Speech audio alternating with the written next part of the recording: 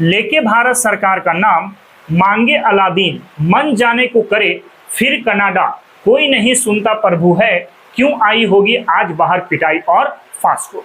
इसका मतलब क्रोमियम एक पावरफुल रिड्यूसिंग एजेंट की तरह बिहेव करेगा। तो ऑप्शन नंबर बी आपका करेक्ट ऑप्शन है। ये ऑक्सीडेशन हो गया किसका? हाइड्रोजन गैस का। इसको हम लोग ड्राई सेल या लैक्लानिक सेल के नाम से जानते हैं, और दूसरा होगा आपके पास मरकरी सेल या मिनिएचर सेल। ठीक है,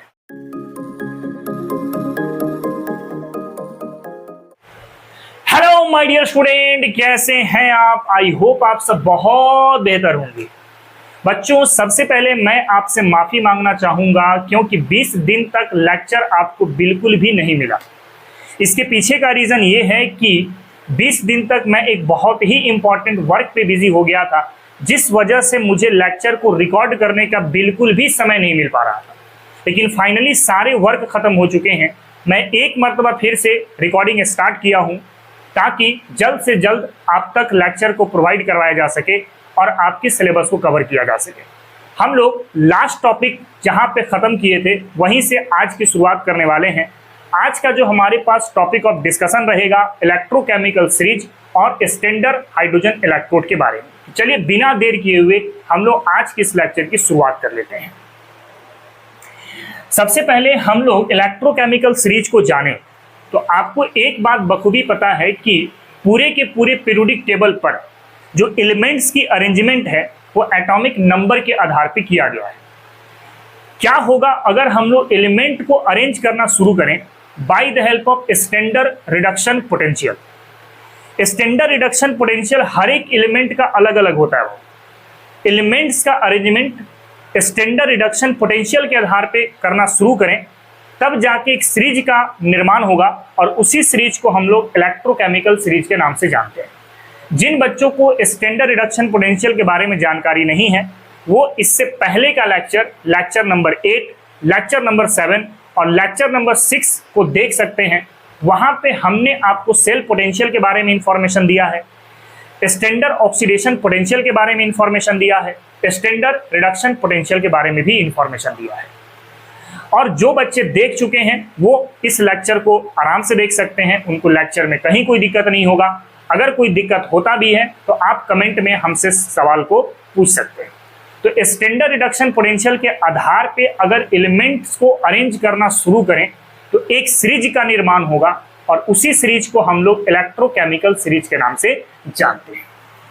तो अगर मैं इलेक्ट्रोकेमिकल सीरीज का डेफिनेशन लिखूं तो क्या लिख सकते हैं? When the elements are arranged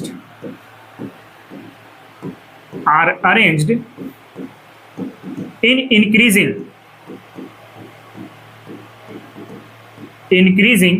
or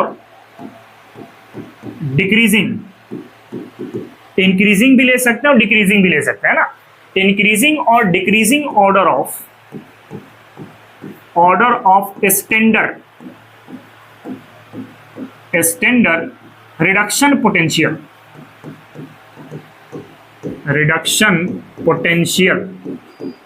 जिसको प्यार से हम लोग SRP भी कहते हैं। When the elements are arranged in increasing or decreasing order of standard reduction potential, then the series is obtained.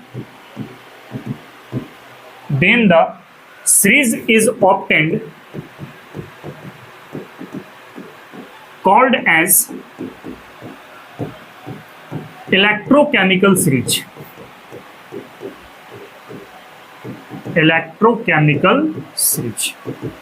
तो एलिमेंट्स को उसके स्टैंडर्ड रिडक्शन पोटेंशियल के आधार पे, चाहे तो आप बढ़ते क्रम में सोचो या घटते क्रम में सोचो, अरेंज करते हैं तो एक सीरीज का निर्माण होता है। उसी सीरीज को हम लोग इलेक्ट्रोकेमिकल सीरीज के नाम से जानते हैं। हमारे पास कुछ एलिमेंट्स लिए गए हैं according to standard reduction potential. आपको इसको याद कैसे रखना है इसके बारे में भी हम लोग बात करेंगे। फिलहाल कुछ इंपॉर्टेंट पॉइंट है इस सीरीज के अंदर में। हाइड्रोजन का जो SRP है ना बाबू, वो 0.00 वोल्ट आपको सोच के चलना है।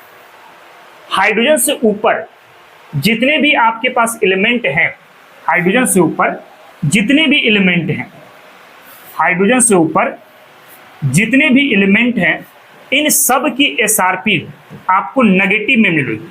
क्या मिलेगी बाबू? नेगेटिव में मिलेगी। और हाइड्रोजन के बाद जितने भी एलिमेंट्स हैं उनकी एसआरपी आपको पॉजिटिव पे मिलेगी।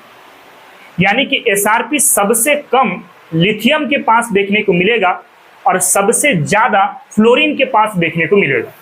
सबसे कम इन द सेंस मैं नेगेटिव की बात कर रहा हूं और सबसे ज्यादा इन द सेंस मैं पॉजिटिव की बात कर रहा हूं।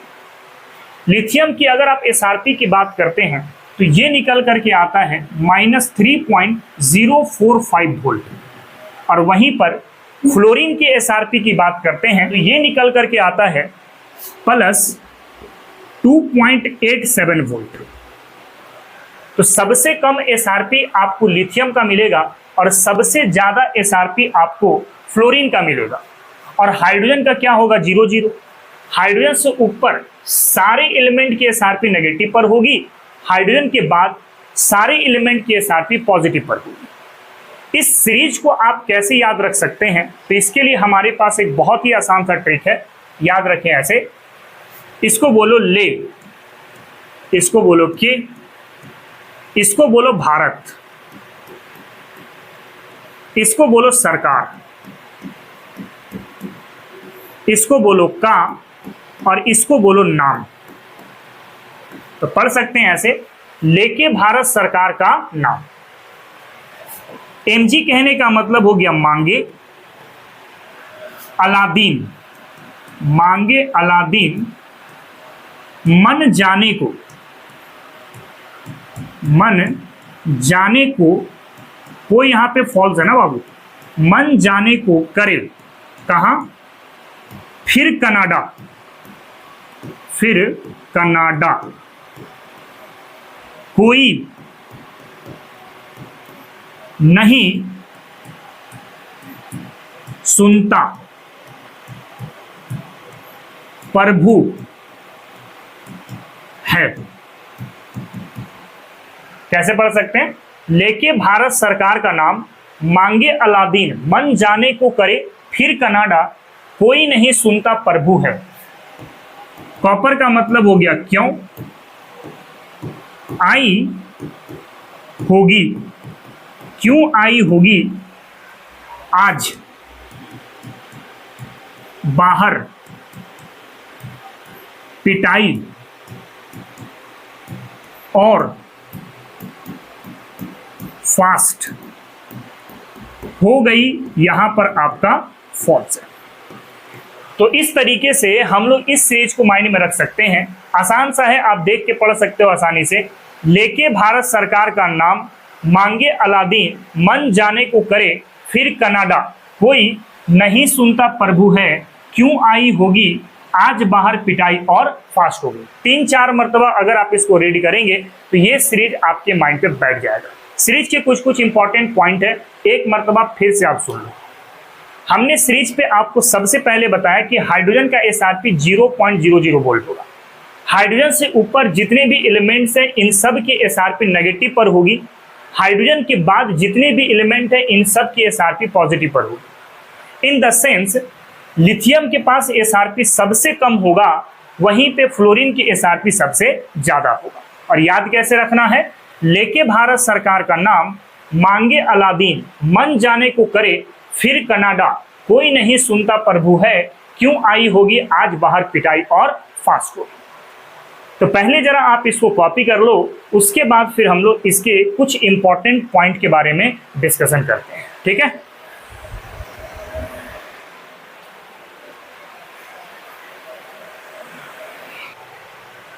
चलिए बच्चे, इसके बाद हम लोग आगे की ओर मूव करते हैं। तो नेक्स्ट है कैरेक्टरिस्टिक्स ऑफ इलेक्ट्रोकेमिकल सीरीज। देखो कुछ कुछ इलेक्ट्रोकेमिकल सीरीज का कैरेक्टरिस्टिक्स हैं, इसके बारे में हम लोग बात करें। सबसे पहला कैरेक्टरिस्टिक निकल करके आता है oxidising and reducing agent.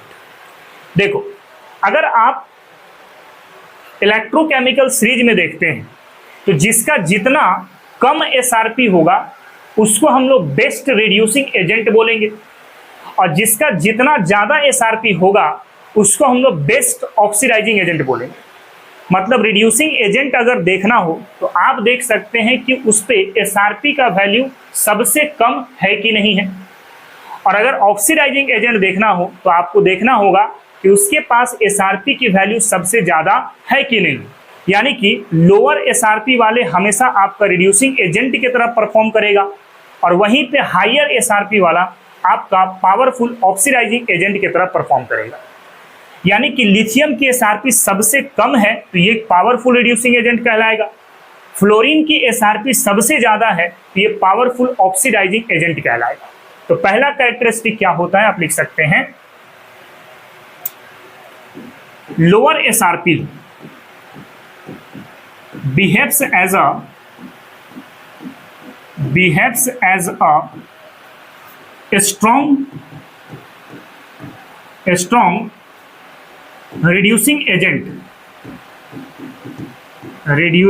agent while higher SRP behaves as a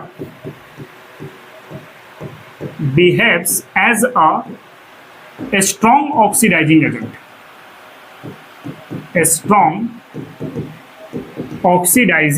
agent, यानी आप इसको ऐसा लिख सकते हैं कि एसआरपी है, एसआरपी अगर ज्यादा होगा ये कैसा बिहेव करेगा बाबू, ऑक्सीडाइजिंग एजेंट की तरह बिहेव करेगा। और एसआरपी अगर कम होगा तो ये कैसा बिहेव करेगा, रिड्यूसिंग एजेंट की तरह बिहेव करेगा। अब एसआरपी सबसे कम किसका था, टेबल पे आप देख सकते हैं एसआरपी सबसे कम था लिथियम के पास, तो लिथियम एक पावरफुल रिड्यूसिंग एजेंट कहलाएगा। और सबसे ज्यादा था आपके पास फ्लोरीन के पास, तो फ्लोरीन एक पावरफुल ऑक्सीडाइजिंग एजेंट कहलाएगा। तो हम लोग लिख सकते हैं यहां पर lithium is a powerful reducing agent due to lower SRP। वहीं पे अगर मैं फ्लोरीन की बात करता हूं तो fluorine is a powerful oxidising agent due to higher SRP।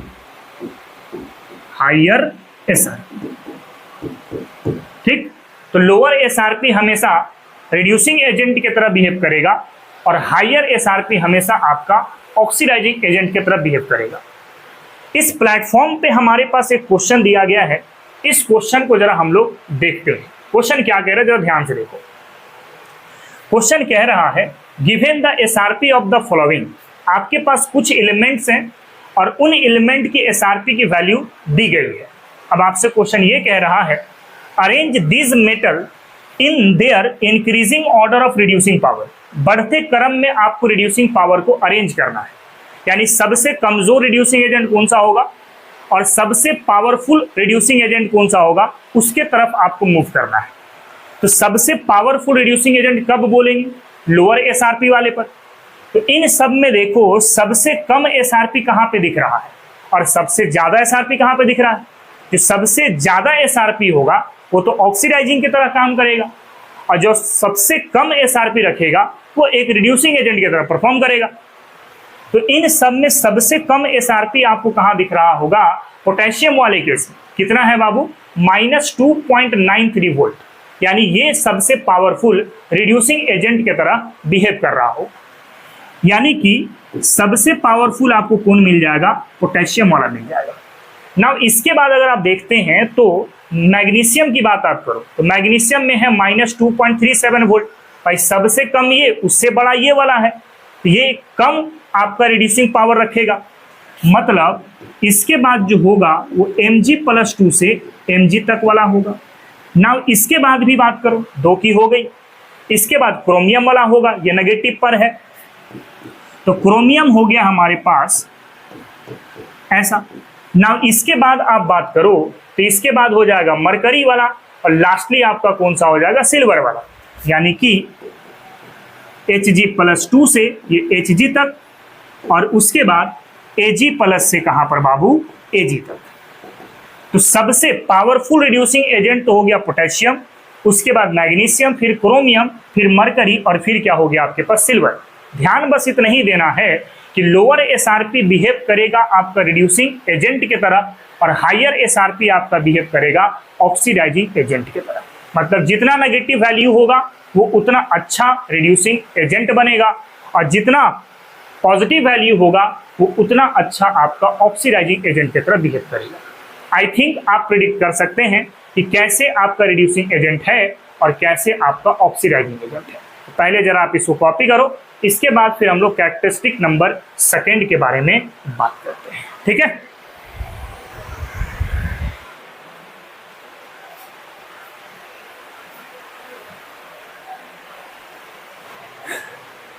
चलिए बच्चे, इसके बाद हम लोग आगे की ओर मूव करते हैं। नेक्स्ट है हमारे पास characteristic number 2, reactivity of metal and non metal. सबसे पहले आप सीरीज की तरफ मूव करते हैं। तो सीरीज में देखो, जब आप टॉप टू बॉटम मूव करते हो, यानी कि लिथियम से आप फ्लोरीन की तरफ आते हो, तो जितने भी मेटल आपको मिलेंगे ना, उसकी रिएक्टिविटी कम होती हुई नजर आएगी। लेकिन वहीं पे आप लिथियम से फ्लोरीन की तरफ मूव करते हैं, यानी टॉप टू बॉटम मूव करते हैं, तो जितने भी नॉन मेटल होंगे उसकी रिएक्टिविटी आपको बढ़ती हुई नजर आएगी। मतलब अगर मेटल की बात करते हैं तो मेटल में मैं लिथियम, सोडियम, मैग्नीशियम और एल्युमिनियम का सोचूं तो लिथियम ज़्यादा रिएक्टिव होगा, सोडियम कम, मैग्नीशियम उससे भी कम और एल्युमिनियम उससे भी कम होगा रिएक्टिविटी में। इसका मतलब रिएक्टिविटी ऑफ मेटल डिपेंड करता है एसआरपी के ऊपर। भाई लोअर एसआरपी ज़्यादा रिएक्टिव मेटल होगा और हायर एसआरपी कम रिएक्टिव मेटल होगा। ठीक है ना, इसको हम लोग लैंग्वेज में लिखेंगे, एक एग्जाम्पल करेंगे तो आपको मैटर बहुत अच्छे से क्लियर हो जाएगा। फिलहाल आपको ये ध्यान देना है, इलेक्ट्रोकेमिकल सीरीज पे जब आप टॉप टू बॉटम मूव करते हुए जाएंगे तो मेटल की रिएक्टिविटी कम होती हुई नजर आएगी और नॉन मेटल की रिएक्टिविटी इंक्रीज करती हुई नजर आएगी। अगर इसी को मैं यहां पे लिखूं, from top to bottom, from top to bottom in electrochemical series, ECS, ECS कहने का मतलब electrochemical series, then reactivity of metal, reactivity of metal decreases due to SRP increases। Top to bottom SRP बढ़ रहा है ना, तो metal की reactivity क्या होगी आपकी, कम होगी। जैसे example lithium, sodium, magnesium, aluminium. आप जरा सीरीज पे देखें, अगर आप सीरीज पे देखते हैं तो लिथियम सर यहां पर है, सोडियम यहाँ है, मैग्नीशियम और एल्युमिनियम, तो टॉप टू बॉटम आ रहे हैं तो रिएक्टिविटी आपका कम होगा, है ना। यानी लिथियम की रिएक्टिविटी सबसे ज्यादा और एल्युमिनियम की रिएक्टिविटी सबसे कम। क्यों? क्योंकि सर लिथियम की एसआरपी सबसे कम है इन कंपेरिजन टू एल्युमिनियम। तो हम लोग ऐसा लिखना चालू करेंगे यहाँ पर, लिथियम, सोडियम, मैग्नीशियम और एल्युमिनियम, रिएक्टिविटी आपका लिथियम का सबसे ज्यादा होगा, उसके बाद होगा सोडियम, उसके बाद मैग्नीशियम और लास्टली क्या होगा, एल्युमिनियम। ये डिपेंड कर रहा है एसआरपी के ऊपर। आप यहाँ पे लिख सकते हैं, अगर एसआरपी बढ़ेगा ना बाबू, एसआरपी क्या होगा, बढ़ेगा, तो reactivity of metal, reactivity of metal, reactivity of metal decrease करेगा। मतलब एसआरपी सबसे कम लिथियम का था, ये ज्यादा रिएक्टिव मेटल होगा, और एल्युमिनियम का बाकी के कंपेरिजन में आपका एसआरपी ज्यादा है, तो हमारे पास रिएक्टिविटी क्या होगा, कम होगा। रिवर्स हो जाएगा आपका नॉन मेटल के केस में। नॉन मेटल में आपको क्या बोलना पड़ेगा, from top to bottom, top to bottom in electrochemical series, then reactivity of non metal, reactivity of non-metal increases due to SRP increases। यानी कि आप कह सकते हैं ना बाबू कि एसआरपी अगर बढ़ेगा तो रिएक्टिविटी ऑफ नॉन मेटल भी क्या होगा, बढ़ेगा। Reactivity of non metal, NM कहने का मतलब नॉन मेटल हुआ ना, एनएम कहने का मतलब नॉन मेटल, ये भी बढ़ेगा। भाई एसआरपी बढ़ने से मेटल की रिएक्टिविटी कम होगी और एसआरपी बढ़ने से नॉन मेटल की रिएक्टिविटी क्या होगी, बढ़ेगी। जैसे फ्लोरीन, क्लोरीन, आयोडीन और ब्रोमीन की बात करते हैं आप, तो फ्लोरीन की एसआरपी सबसे ज्यादा होती है, अभी आपने जस्ट सीरीज पे देखा था। तो एसआरपी ज्यादा है तो ये ज्यादा रिएक्टिव होगा, और आयोडीन की एसआरपी कम है तो ये कम रिएक्टिव होगा। मतलब फ्लोरीन के बाद क्लोरीन और उसके बाद क्या होगा आपका, ब्रोमीन होगा। तो कैरेक्टरिस्टिक नंबर 2 सिंपल यही कहता है कि मेटल की रिएक्टिविटी भी एसआरपी के ऊपर डिपेंड करेगा और नॉन मेटल की रिएक्टिविटी भी आपका एसआरपी के ऊपर डिपेंड करेगा। एसआरपी बढ़ेगा तो मेटल की रिएक्टिविटी कम होगी और एसआरपी बढ़ेगा तो नॉन मेटल की रिएक्टिविटी भी आपको बढ़ता हुआ नजर आएगा। तो ये हो गया आपके पास कैरेक्टरिस्टिक नंबर 2। इसको फटाक से कॉपी करो, फिर हम लोग कैरेक्टरिस्टिक नंबर 3 की बात कर लेते हैं, ठीक है।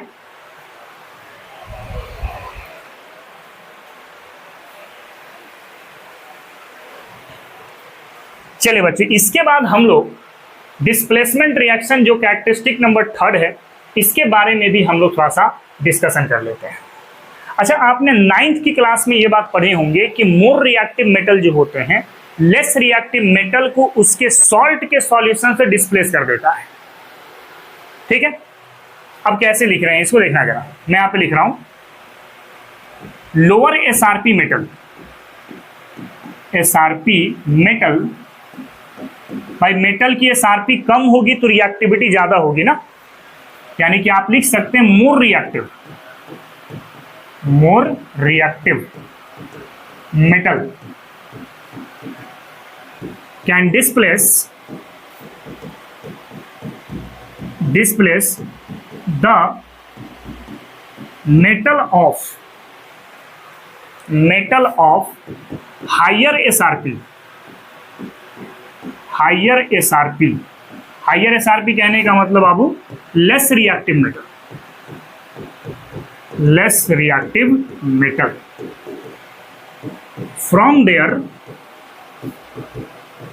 देयर सॉल्ट सॉल्यूशन, उसके सॉल्ट के सॉल्यूशन से क्या करेगा, डिस्प्लेस कर देगा। जैसे आप जिंक और कॉपर की बात करते हैं, तो जिंक की एसआरपी बाबू कम होती है तो मैं इसको एलएसआरपी लिख रहा हूं। एलएसआरपी कहने का मतलब लोअर एसआरपी, एलएसआरपी मतलब लोअर एसआरपी है ना, और कॉपर की एसआरपी ज्यादा है तो मैं इसको लिख रहा हूं एचएसआरपी। एच का मतलब हायर, एल का मतलब लोअर और एच का मतलब हायर। लोअर एसआरपी है तो ये ज्यादा रिएक्टिव है, मोर रिएक्टिव, जबकि ये क्या है आपके पास लेस रिएक्टिव।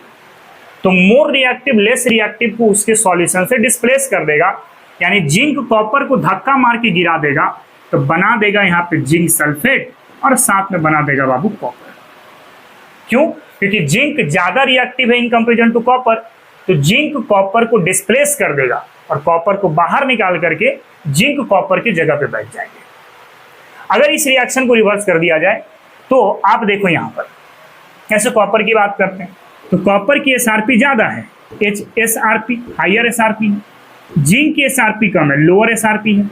आप सीरीज पे देख सकते हैं तो कॉपर आपको पॉजिटिव वैल्यू की तरफ मिलेगा, जिंक आपका नेगेटिव वैल्यू की तरफ मिलेगा, यानी कि जिंक की एसआरपी कम होगी और कॉपर की एसआरपी ज्यादा होगी।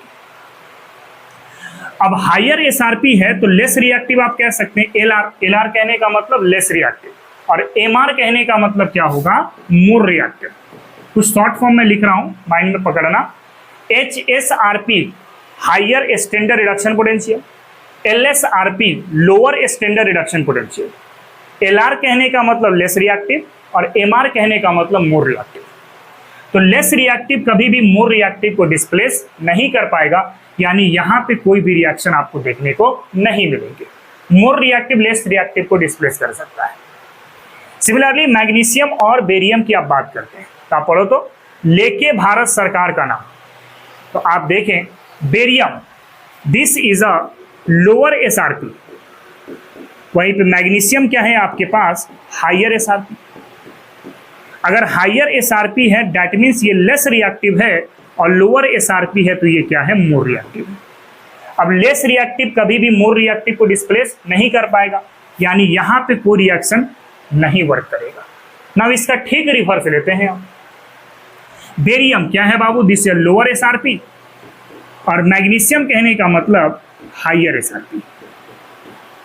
अच्छा, लोअर एसआरपी कहने का मतलब मोर रिएक्टिव मेटल हो गया, और हायर एसआरपी कहने का मतलब हो गया लेस रिएक्टिव मेटल। तो more reactive metal less reactive metal को तो डिस्प्लेस कर सकता है, तो बेरियम मैग्नीशियम को डिस्प्लेस कर देगा, तो बना देगा BaCl2 और साथ में बना देगा आपके पास मैग्नीशियम। समझ पा रहे हैं? तो कुछ इस तरीके से डिस्प्लेसमेंट रिएक्शन मेटल के केस में देखने को मिलता है। इसको कॉपी करो, फिर नॉन मेटल केस में भी डिस्प्लेसमेंट हम लोग बात कर लेते हैं, ठीक ना।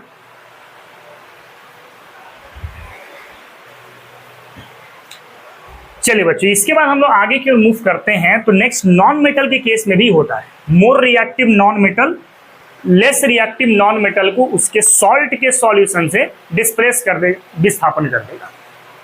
तो आप इसको लिख सकते हैं ऐसा, higher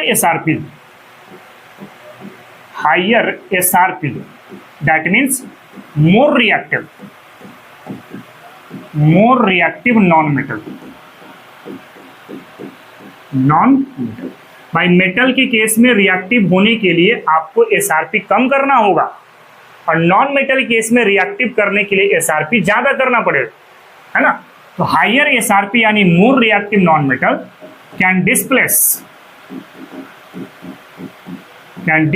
the non metal with lower SRP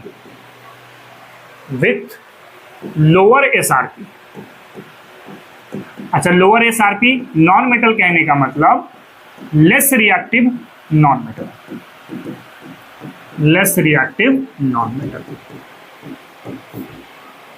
from their salt solution. मतलब यहां पे भी more reactive non metal less reactive non metal को डिस्प्लेस कर देगा। और फ्लोरीन सबसे पावरफुल नॉन मेटल की रिएक्टिविटी में आती है, आपको पता है, अभी जस्ट हमने देखा भी है यहाँ पे कि नॉन मेटल की जो रिएक्टिविटी थी उसमें फ्लोरीन पावरफुल, उसके बाद क्लोरीन, ब्रोमीन और फिर क्या होगा, आयोडीन। मतलब फ्लोरीन क्लोरीन को भी डिस्प्लेस कर देगा, ब्रोमीन को भी डिस्प्लेस कर देगा और आयोडीन को भी डिस्प्लेस कर देगा। क्लोरीन ब्रोमीन और आयोडीन को डिस्प्लेस कर पाएगा, ब्रोमीन सिर्फ आयोडीन को डिस्प्लेस कर पाएगा। ठीक है, चलिए इसी को देखते हैं हम लोग। यहाँ पे देखो, जैसे फ्लोरीन क्या आयोडीन को डिस्प्लेस कर पाएगा? बिल्कुल कर देगा। क्यों? क्योंकि सर ये मोर रिएक्टिव नॉन मेटल है और आयोडीन आपका लेस रिएक्टिव नॉन मेटल है, तो फ्लोरीन आयोडीन को हटा देगा और खुद वहां पे बैठ जाएगा, आयोडीन को भगा देगा, ये आपका वर्क होगा। लेकिन आयोडीन आपका क्या है, लेस रिएक्टिव नॉन मेटल है और फ्लोरीन यहाँ पे मोर रिएक्टिव नॉन मेटल है।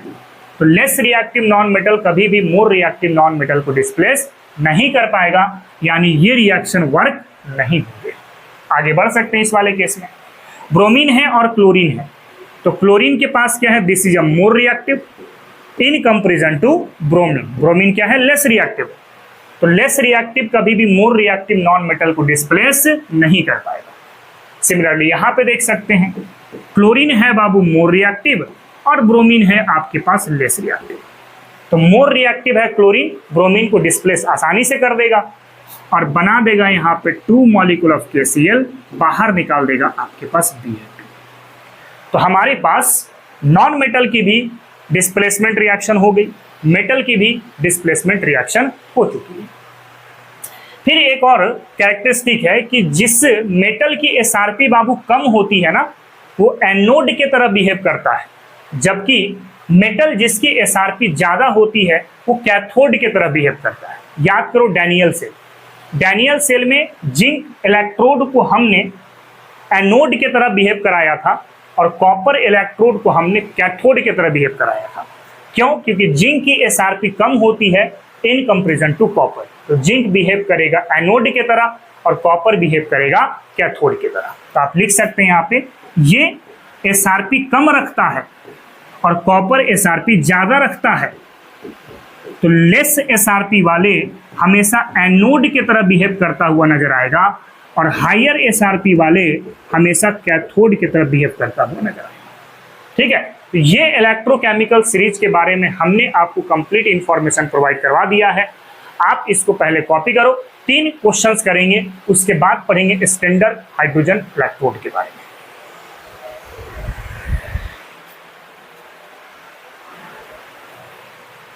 चलिए बच्चों आगे की ओर मूव करते हैं। तो नेक्स्ट हमारे पास एक क्वेश्चन दिया गया है, जेईई मेंस 2017 का क्वेश्चन है। क्वेश्चन क्या बोल रहा है देखो तो, गिवन स्टैंडर्ड सेल पोटेंशियल या फिर रिडक्शन पोटेंशियल ही दिया गया है यहाँ पर। क्लोरीन के लिए है 1.36, क्रोमियम के लिए है -0.74, डाइक्रोमेट के लिए है 1.33 वोल्ट एंड पर मैग्नेट के लिए दिया गया 1.51 वोल्ट। क्वेश्चन कह रहा है among the following strongest reducing agent. तो रिड्यूसिंग एजेंट के लिए लोअर एसआरपी देखनी होती है। तो आप जरा चेक कर लो कि इन चारों में से सबसे कम एसआरपी कहां पर दिख रहा है। यहां पे प्लस के फॉर्म में है, यहां -0.74 है, यहां 1.33 है और यहां पे 1.51 है। तो सबसे कम एसआरपी क्रोमियम के केस में दिख रहा है। इसका मतलब क्रोमियम एक पावरफुल रिड्यूसिंग एजेंट की तरह बिहेव करेगा। बहुत ही सिंपल है, अगर आप टॉपिक समझ गए हैं तो इस टाइप के क्वेश्चन बहुत आसानी से बना सकते हैं। ठीक है, इसको कॉपी करो, अगले क्वेश्चन की तरफ मूव करेंगे।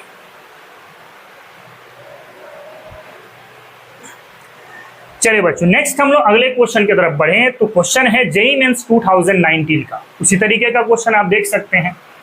गिवन दैट आपके पास रिडक्शन पोटेंशियल ऑप्शन के केस में है +1.23 वोल्ट, H2O8 -2 के फॉर्म में है 2.05 वोल्ट, ब्रोमीन के केस में दिया गया है +1.09 वोल्ट एंड गोल्ड के केस में दिया गया है +1.4 वोल्ट। स्ट्रॉन्गेस्ट ऑक्सीडाइजिंग एजेंट पता करना है।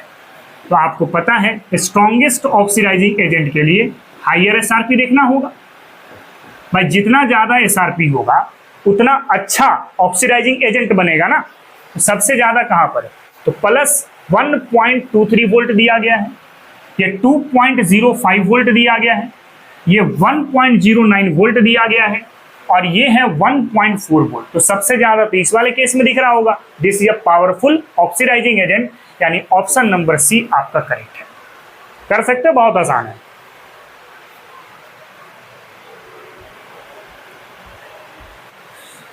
चलिए बच्चों इसके बाद हम लोग एक और क्वेश्चन देख रहे हैं। नीट 2019 का क्वेश्चन है। क्वेश्चन क्या कह रहा है, द स्टैंडर्ड इलेक्ट्रोड पोटेंशियल, आप इसको रिडक्शन पोटेंशियल मान के चलना। ठीक है, value of aluminium, silver, potassium and chromium are -1.66 volt. भाई एल्युमिनियम का कितना गिवन है, -1.66 वोल्ट दिया गया है। सिल्वर का कितना दिया गया है, तो 0.80 वोल्ट दिया गया है। पोटेशियम का दिया गया है आपके पास -2.93 वोल्ट एंड क्रोमियम का दिया गया है आपके पास -0.74। अब कह रहा है the correct order of decreasing reducing power. इसमें पावरफुल रिड्यूसिंग एजेंट कौन सा होगा, उसको घटते क्रम में आपको दिखाना। तो सबसे पावरफुल कौन दिख रहा है बताओ तो। सबसे पावरफुल तो सर पोटेशियम वाला दिख रहा है। इसके बाद पोटेशियम के बाद हो गया सर एल्युमिनियम, देख लो सबसे ज्यादा नेगेटिव है। इसके बाद एल्युमिनियम हो जाएगा, उसके बाद कौन हो जाएगा, नेगेटिव पर क्रोमियम हो जाएगा और लास्टली हो जाएगा आपके पास सिल्वर। करेक्ट ऑप्शन कौन सा दिख रहा है आप इसको चेक कर सकते हैं। तो ऑप्शन नंबर बी आपका करेक्ट ऑप्शन है। बहुत आसान क्वेश्चन होता है। यहाँ से आप अगर टॉपिक समझ गए हैं तो आप बहुत ही आसानी से इस टाइप के क्वेश्चन को कर सकते हैं। तो पहले इसको जरा आप कॉपी कर लो, उसके बाद हम लोग स्टैंडर्ड हाइड्रोजन इलेक्ट्रोड के बारे में पढ़ लेते हैं। ठीक है,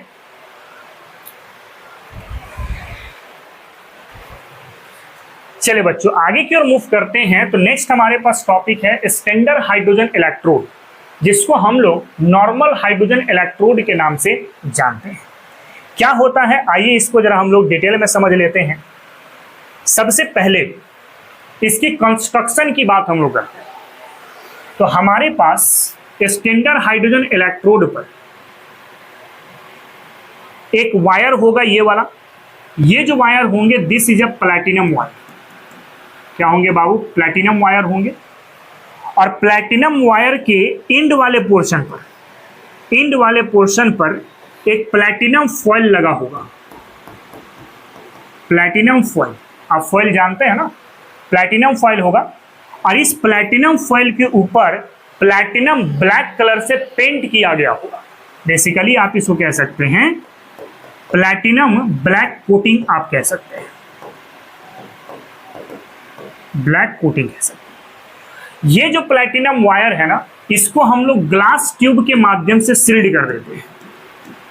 ग्लास ट्यूब के माध्यम से सील्ड कर चुके हैं, और ये जो आपके पास ट्यूब के अंदर जो प्लैटिनम वायर है, इस कंस्ट्रक्शन को उठा करके हम लोग 1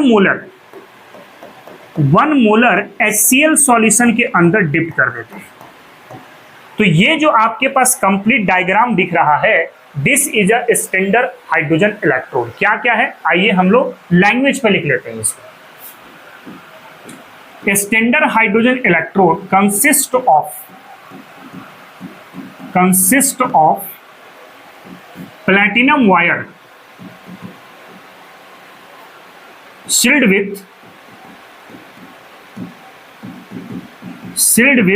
glass tube and has a platinum foil coated with platinum black at the end of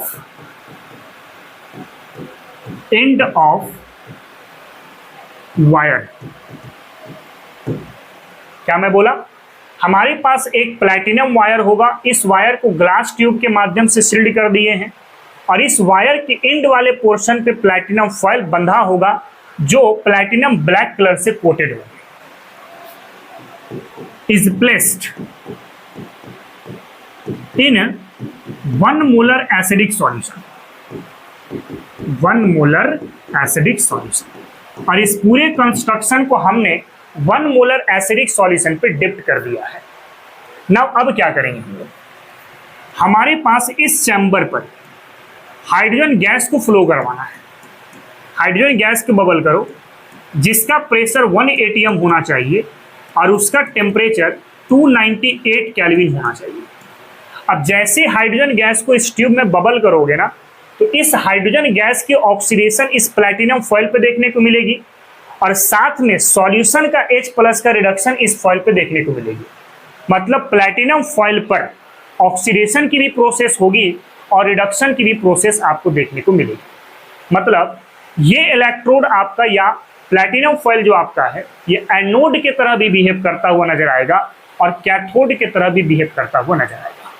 तो मैं यहाँ पे एक पॉइंट और लिख रहा हूं, व्हेन हाइड्रोजन गैस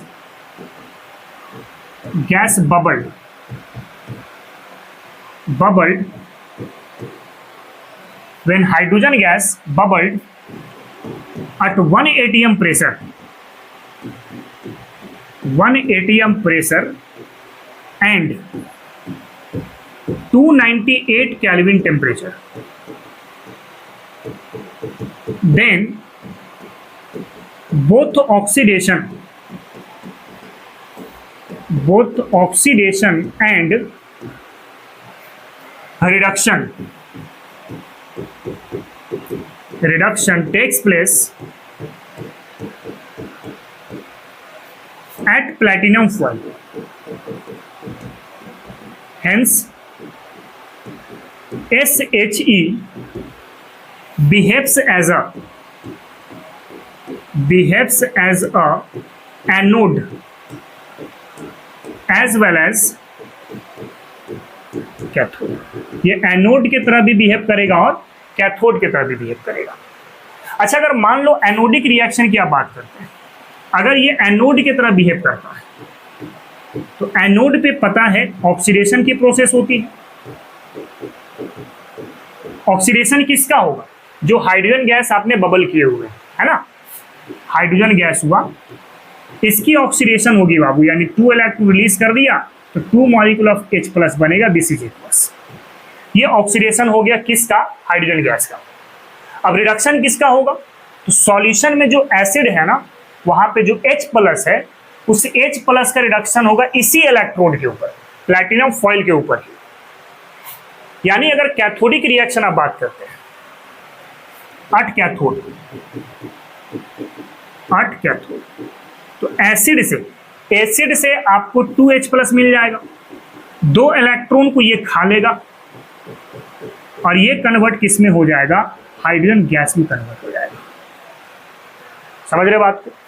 तो कैथोडिक रिएक्शन भी प्लैटिनम फॉइल पर देखने को मिला और एनोडिक रिएक्शन भी प्लैटिनम फॉइल के ऊपर देखने को मिला। तो हम कह सकते हैं कि इलेक्ट्रोड तो सर एक ही है, प्लैटिनम फॉइल, वही एनोड की तरह भी बिहेव कर रहा है और वही आपका कैथोड की तरह भी बिहेव कर रहा है।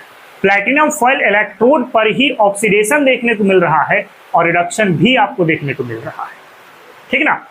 फिर इसके बाद हम लोग इसकी सेल पोटेंशियल की बात करते हैं, ई नॉट शेल। तो ई नॉट शेल को आप क्या लिखते हो बाबू, this is sum of E naught oxidation and E naught reduction. पढ़ सकते हैं आप लास्ट वाले लेक्चर और उससे पहले वाले लेक्चर पे भी इसके बारे में डिटेल में इंफॉर्मेशन मैं करवा रखा हूँ, सेल पोटेंशियल वाला, है ना। अच्छा, ऑक्सीडेशन के केस में आप क्या लिख सकते हैं, देखो तो ये हाइड्रोजन गैस से कहाँ पे कन्वर्ट हुआ, 2 मॉलिक्यूल ऑफ H प्लस तक। और रिडक्शन के केस में क्या लिख सकते हैं, 2 मॉलिक्यूल ऑफ H प्लस ये कहाँ पे बना, हाइड्रोजन तक बना। देख सकते हैं क्या ये दोनों रिएक्शन एक दूसरे से रिवर्स है। अगर मान लो मैं इस वाले को स्विच करूं ऐसे, तो प्लस क्या बन जाएगा, माइनस। आपको पता है कि स्टैंडर्ड ऑक्सीडेशन पोटेंशियल को स्टैंडर्ड रिडक्शन पोटेंशियल बना सकते हैं, उसके साइन को चेंज करना पड़ेगा, ऐसा। ये सब पढ़ा रखे हैं हम लोग पहले के लेक्चर पे ना। ई नॉट ऑक्सीडेशन को आप चाहें तो ई नॉट रिडक्शन लिख सकते हैं, और ई नॉट रिडक्शन को आप चाहें तो ई नॉट ऑक्सीडेशन लिख सकते हैं, बशर्ते कि आपको साइन को रिवर्स करना पड़ेगा।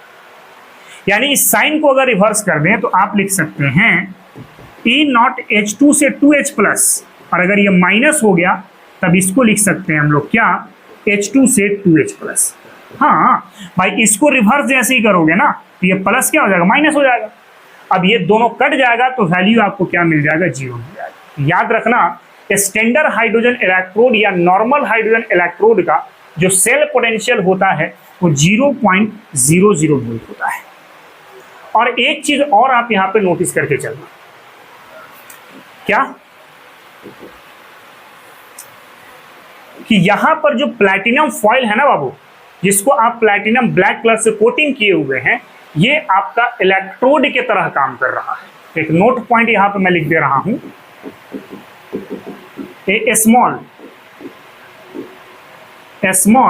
Platinum foil coated with platinum black behaves as a electrode, और यहीं पे ऑक्सीडेशन भी होगा और यहीं पे आपका रिडक्शन भी देखने को मिलेगा। तो ये पूरा का पूरा इंफॉर्मेशन है आपका स्टैंडर्ड हाइड्रोजन इलेक्ट्रोड के बारे में। पहले इसको जरा आप कॉपी कर लो, इसके बाद फिर हम लोग आगे की ओर मूव करेंगे, ठीक है।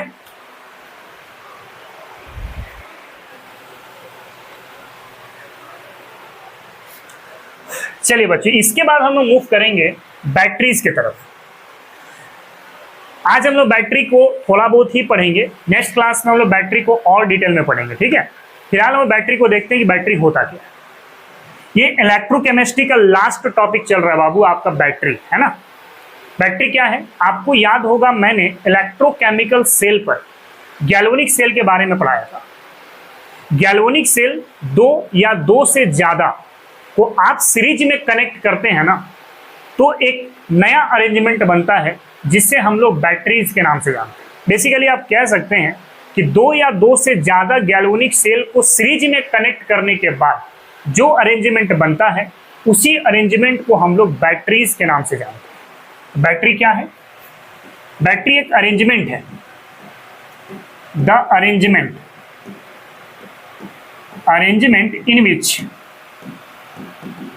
in which 2 or more galvanic cell are connected in series are connected in series called as batteries, या बैटरी ही कह लो इसको। तो अगर दो या दो से ज्यादा गैल्वेनिक सेल को सीरीज में कनेक्ट करोगे तो उसी को हम लोग बैटरी के नाम से जानते हैं। बैटरी आपका दो प्रकार का होता है, एक को कहते हैं हम लोग प्राइमरी सेल या फिर प्राइमरी बैटरी, और दूसरा होता है सेकेंडरी सेल या फिर सेकेंडरी बैटरी। तो प्राइमरी सेल क्या होता है? प्राइमरी सेल वो सेल होते हैं जिसको आप एक मर्तबा इस्तेमाल कर ले, फर्दर उसको इस्तेमाल नहीं कर सकते। बेसिकली ये नॉन रिचार्जेबल सेल होते हैं। जैसे आपने देखा होगा आपके दीवार की जो घड़ी होती है ना, उस घड़ी की जो बैटरी होती है उसको आप एक मर्तबा इस्तेमाल कर लिए, उसके बाद वो डिस्चार्ज हो जाता है, फिर आप उसको रिचार्ज नहीं कर सकते।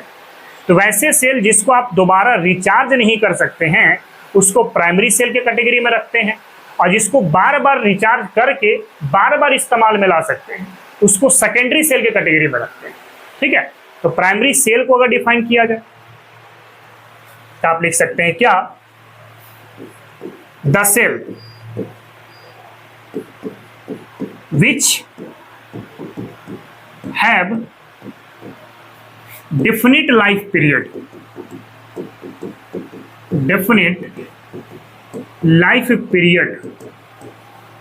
and after this interval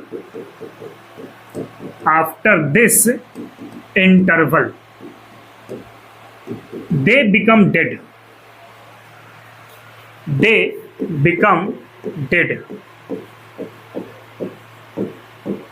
and reaction stops,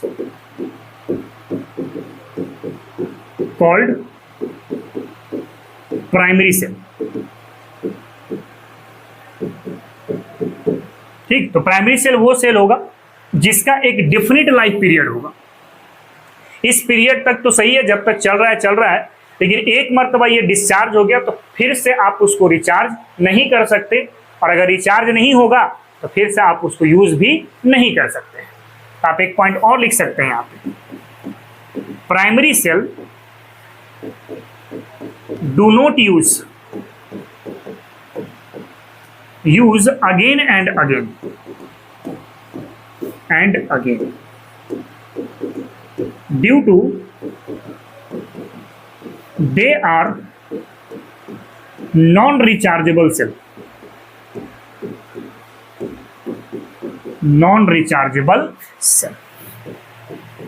है ना, ये रिचार्जेबल सेल नहीं होते। ठीक है, ये दो प्रकार का होगा हमारे पास, एक को हम लोग ड्राई सेल या लैक्लानिक सेल के नाम से जानते हैं, और दूसरा होगा आपके पास मरकरी सेल या मिनिएचर सेल। ठीक है, तो पहले इसको जब आप कॉपी करो, इसके बाद थोड़ा बहुत और इसके बारे में हम लोग बात करेंगे। ठीक है,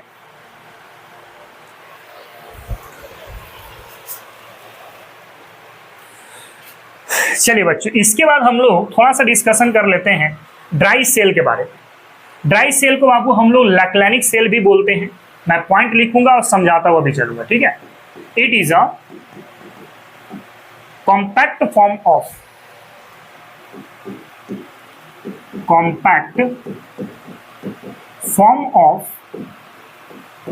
लैक्लानिक सेल, एक प्रकार का लैक्लानिक सेल है। ठीक है, ये जो सेल होते हैं बेसिकली कुछ ऐसा दिखाई देता है, पेंसिल बैटरी जिसको आमतौर की भाषा पे कहते हैं, जो दीवार वाली जो घड़ी होती है ना, वो वाला सेल होता है। ये कंस्ट्रक्शन कैसे होंगे? तो ये जो आपके पास बाहर में एक कंटेनर होता है जिसको हम लोग जिंक कंटेनर के नाम से जानते हैं, जिसे जिंक कंटेनर, जो एक एनोड की तरह बिहेव करता है। किसके तरह बिहेव करता है? एनोड की तरह। जबकि बीच में जो रॉड होते हैं ये आपका ग्रेफाइट होता है। क्या होता है बाबू? ग्रेफाइट होता है, जो कैथोड की तरह बिहेव करता है। किसके तरह? कैथोड की तरह। ये दो चीज समझ में आ गया, एनोड हो गया जिंक कंटेनर और कैथोड हो गया आपके पास ग्रेफाइट रॉड। अच्छा, एक चीज और है, ग्रेफाइट रॉड के चारों तरफ जो है ना, यहां पर ग्रेफाइट रॉड के चारों तरफ मैग्नीज ऑक्साइड का एक पाउडर लगाया जाता है। ग्रेफाइट के चारों तरफ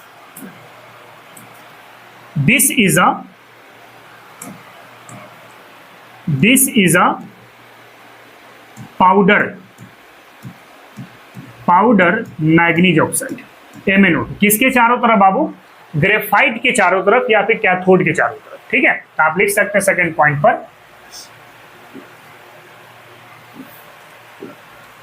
इन दिस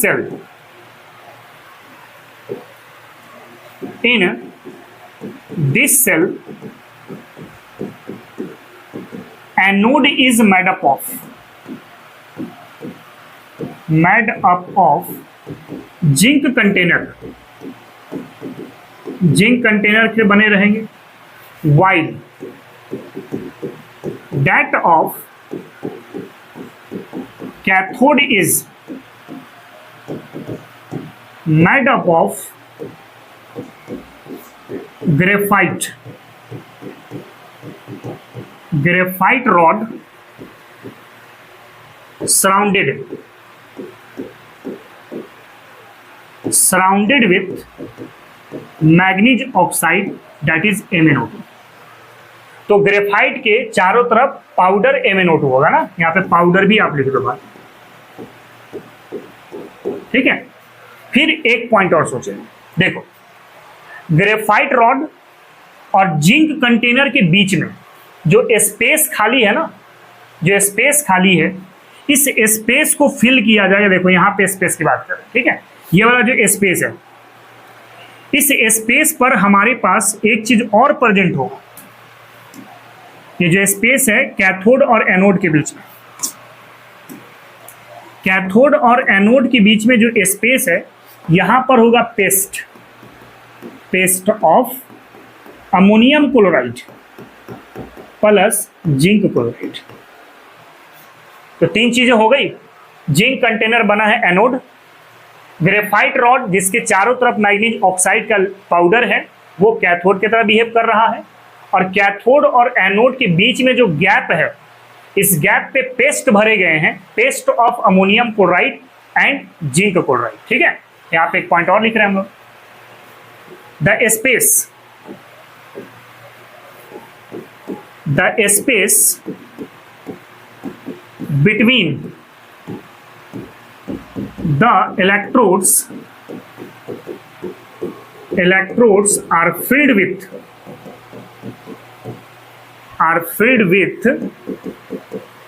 paste of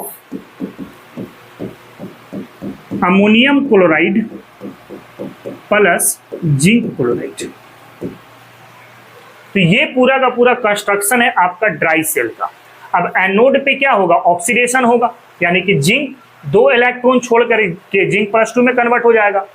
और कैथोड पे क्या होगा? रिडक्शन। तो कैथोड पर एक जो पाउडर लगा था ना Mn ऑक्साइड, मैग्नीज ऑक्साइड, इसकी रिडक्शन होगी, है ना। अब एक तरफ हो गया बाबू ऑक्सीडेशन, एक तरफ हो गया ऑक्सीडेशन और दूसरी तरफ हो गया रिडक्शन। और आपको पता है ऑक्सीडेशन रिडक्शन मिलकर के रेडॉक्स रिएक्शन हो गया, और रेडॉक्स रिएक्शन ही आपका बैटरीज में रिस्पॉन्सिबल होते हैं करंट इलेक्ट्रिसिटी को जनरेट कराने के लिए। ठीक है, तो पहले इसको जरा कॉपी करो, उसके बाद फिर हम लोग एक पॉइंट और यहां पे डिस्कस करने वाले हैं।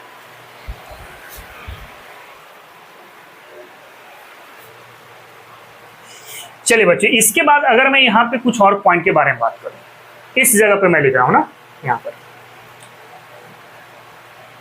अगर मैं आपसे पूछूं कि ये जो ड्राई सेल है जिसको आप लैक्लैनिक सेल बोल रहे हैं, ये सेल आपका दोबारा रिचार्ज होता क्यों नहीं? इसके पीछे का रीजन है कि ये जो अमोनियम क्लोराइड है ना बाबू, अमोनियम क्लोराइड एक एसिडिक नेचर का होता है भाई। ये 2 टाइप के मिक्सर से या फिर 2 टाइप के कंपाउंड से मिलकर के बना हुआ, अमोनिया और दूसरा hydrochloric acid. Ammonia Lewis base है जो कि वीक बेस होता है, हाइड्रोक्लोरिक एसिड एक प्रकार का स्ट्रॉन्ग एसिड होता है, जिस वजह से ये एसिडिक नेचर परफॉर्म करता है। ये कैसा नेचर परफॉर्म करेगा? Acidic nature. अब एसिडिक नेचर होने के वजह से ये जिंक कंटेनर के वॉल पर कोरोजन लगा देता है, जंग लगा देता है, जिस वजह से रिएक्शंस रुक जाती है एनोड की, और ये फिर से रिचार्ज नहीं हो पाते हैं। तो एक पॉइंट मैं यहां पे इंसर्ट कर रहा हूं ना, dry cell do not use again and again, again and again, due to they are या these are non rechargeable cell, non rechargeable या नॉन रिचार्जेबल सेल होते हैं। नॉन रिचार्जेबल क्यों है?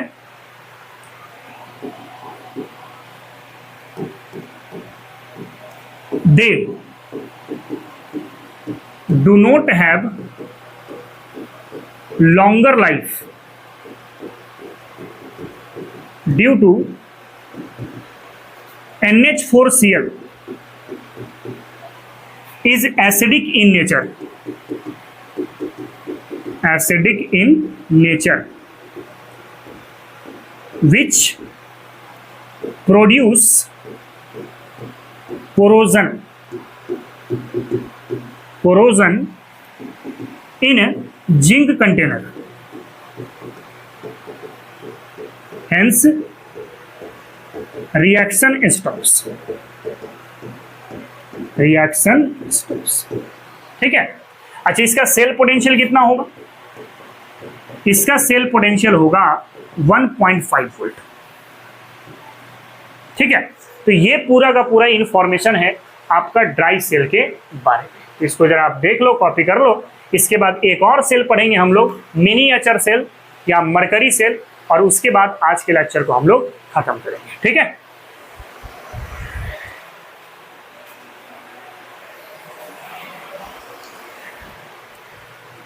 चलिए बच्चों, इसके बाद हम लोग पढ़ने वाले हैं मरकरी सेल के बारे में। देखो, मरकरी सेल ऐसा होता है, मिनिएचर सेल होता है जिसका इस्तेमाल हम लोग लोअर करंट डिवाइस पे करते हैं, जैसे कि हेडफोन हो गया, घड़ी हो गया, है ना। इस टाइप के डिवाइस पे हम लोग इसका इस्तेमाल करते हैं। यहाँ पे लिख सकते हैं एक point, it is a miniature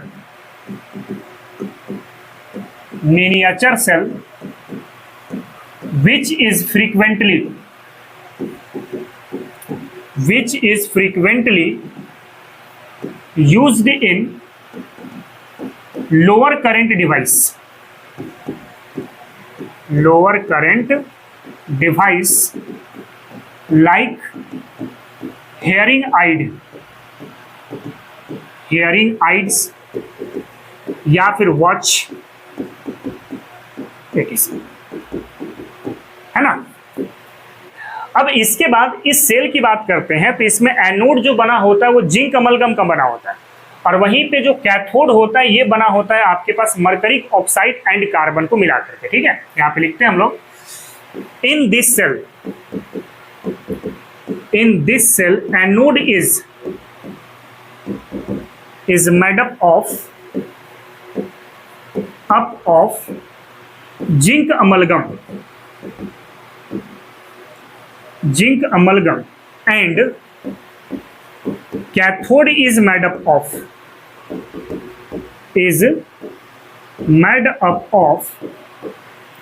mercuric oxide and carbon। ठीक है।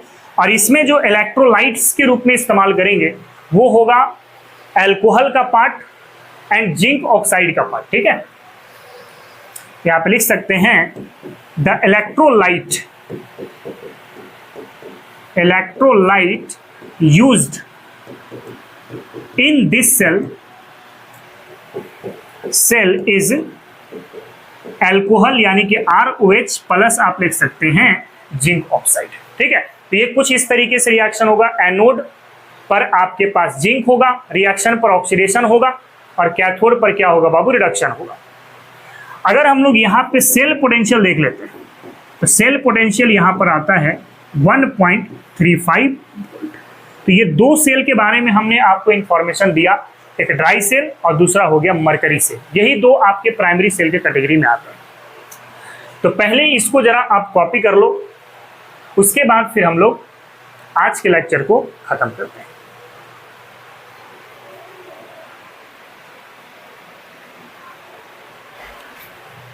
तो बच्चों, आज के लेक्चर को हम लोग यहीं पे खत्म करते हैं और मिलते हैं फिर हम लोग नेक्स्ट क्लास पर एक नए जोश के साथ, नए उमंग के साथ। आज के लिए इतना ही। जय हिंद, जय भारत और जय विज्ञान। बच्चों, हम लोग कल से क्लास 11th की भी लेक्चर को अपलोड करेंगे, तो आपके जो दोस्त यार हो या फिर जो आपके भाई बंधु हो, आप उन तक ये इन्फॉर्मेशन दे सकते हैं कि क्लास 11th की भी वीडियो अपलोड होने लगी है, तो आप वहाँ से कवर कर सकते हैं।